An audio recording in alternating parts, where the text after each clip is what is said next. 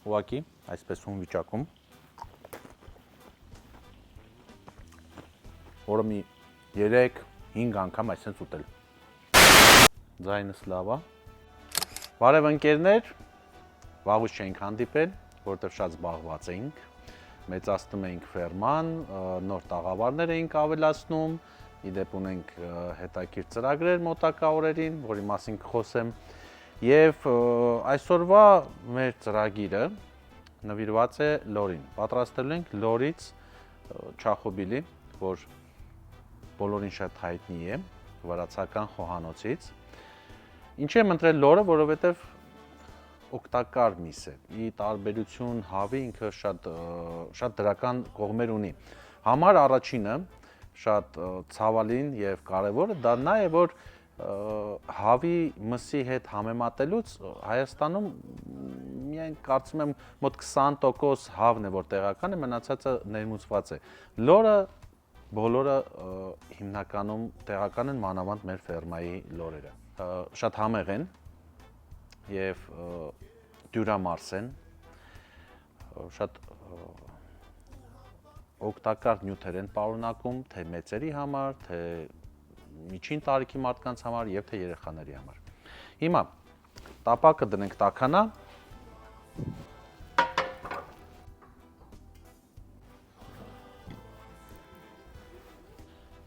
Վերցնենք լորը, նախորոք լորը մարինացրել ենք, բաժանենք 4 մասի, այսինքն 2 ազդրամիս և 2 կրծքամիսը թևերի հետ, և մնացած 2 լորն նույն ձև մասնատենք։ Շատ մանր կարծում եմ չարժի, խոշորները ձեր ցանկության։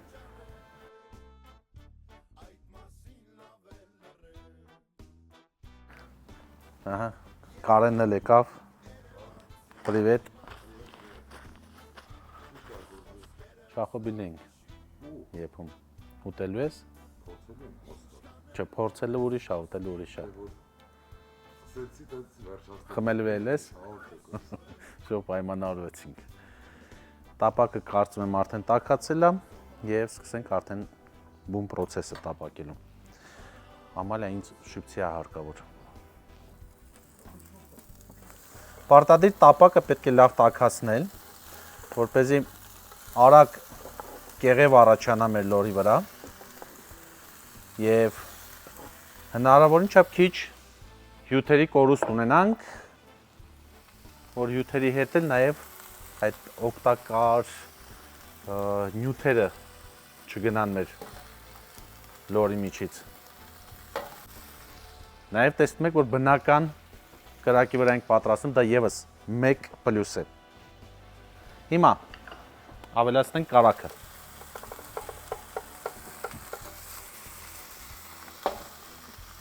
Ու շարունակում ենք տապակելը։ Շրջենք։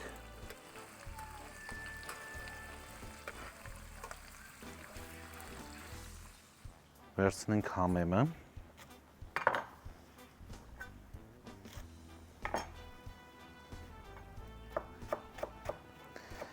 Իդեպ ասեմ, որ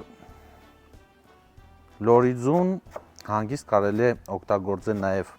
հում վիճակում, նա օգտակար է առաջի հերթին, այդ վնասները իր մեջ չի պարունակում ոնց որ հավի ձուն, այսինքն թունավորվելու խնդիր չունենք, միայն արտաքին շերտից ապահովելու համար կարող ենք մի հատ եռման ջրի մեջ 1-2 րոպե պահել ու ուղղակի այսպես հում վիճակում, որը մի 3-5 անգամ այսպես ուտել։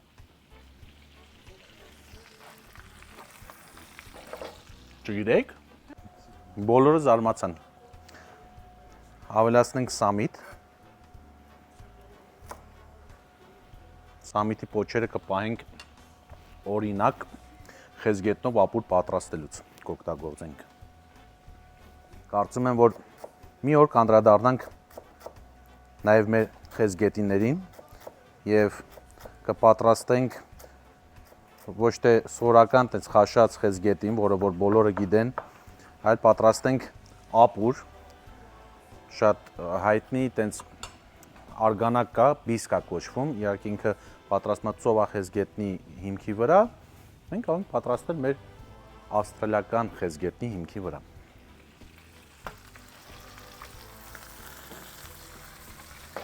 Սոխը մեզ մոտ կտրատած է, Ամալյան Հարութի հետ ապահովել են այդ ամեն ինչը։ Հիմա, քանի որ արդեն լորը գրեթե տապակված է, ավելացնում եմ սոխը։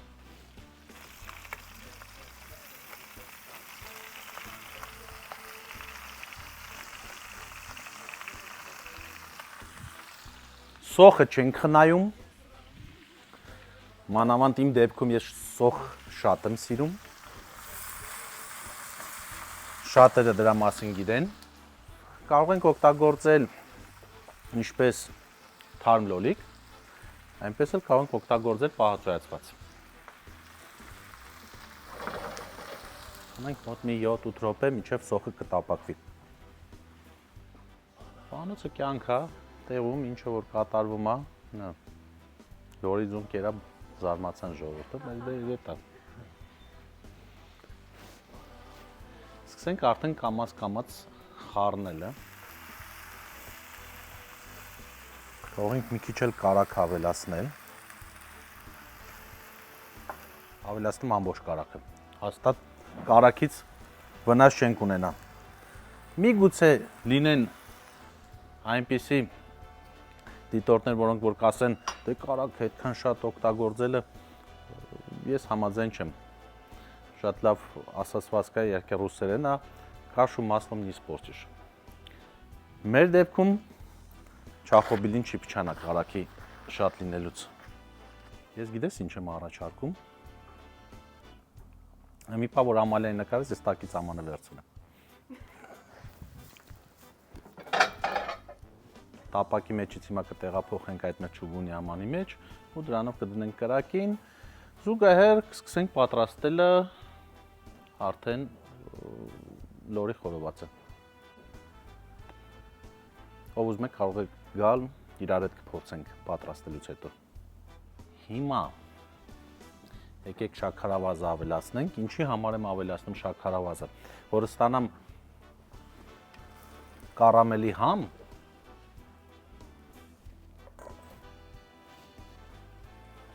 ու սենց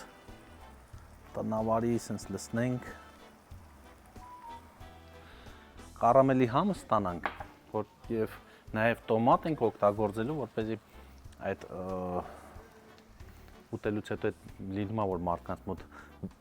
վարվում է, դա էլ բացառենք։ Սխտորն էլ ավելացնեմ։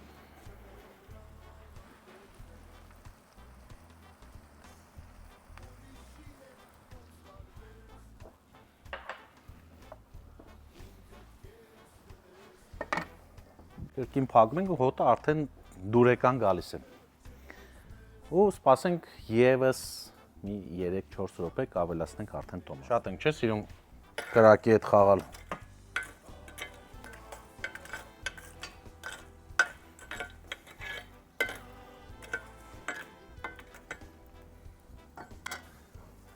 Կրակոր վարմը պարտադիր մի ճուղ պետք է վերցնենք, տենց խառնենք։ Գրեթե պատրաստ է, ավելացնենք տոմատը։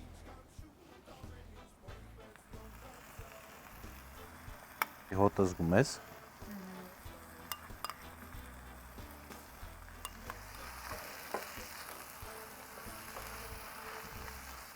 Հիմա ավելացնելու ենք լոլիկը մի 5 րոպեից։ Մի փոքր թող տապակվի տոմատը, սոխի հետ, մսի հետ խառնվի ու ավելացնենք լոլիկը եւս լոլիկի հետ էլ մի 10 րոպե կեպվի, կարելի ասել արդեն պատրաստ է։ Ավելացնեմ լոլիկը, հենց այսպես հյութով առանց կտրատել լցնելու եմ մեր չախոբիլի վրա։ Ես ինքս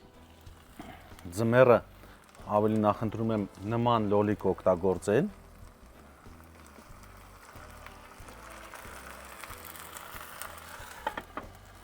քան թարմ լոլիկը։ Ավելացնում ենք մեր պղպեղները։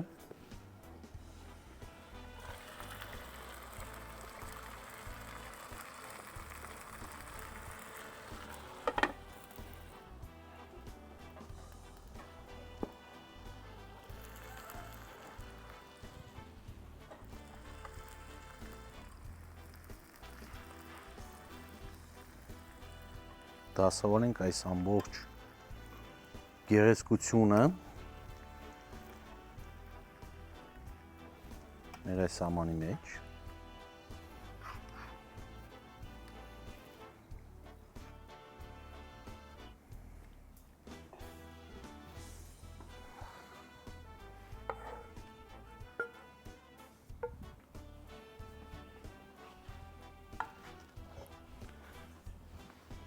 Մի փոքր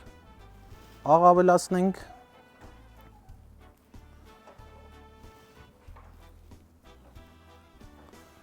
Սև պղպեղ, խոշոր տենց կոտրած։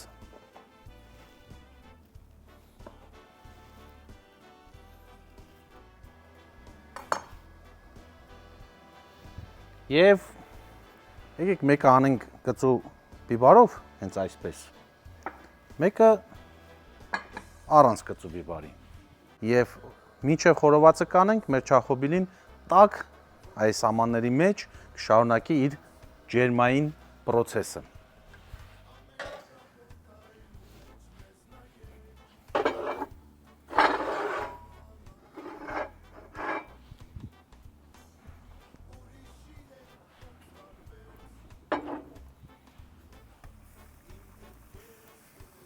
Լավն էր տեսքը։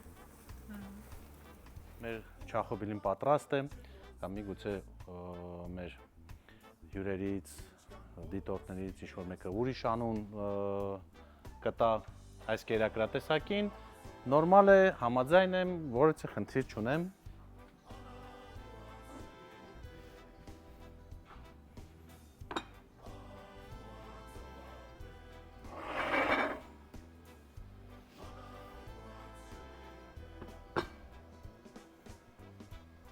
Բացեմ,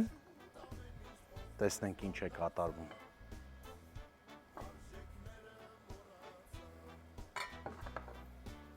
Ավելացնենք կանաչին։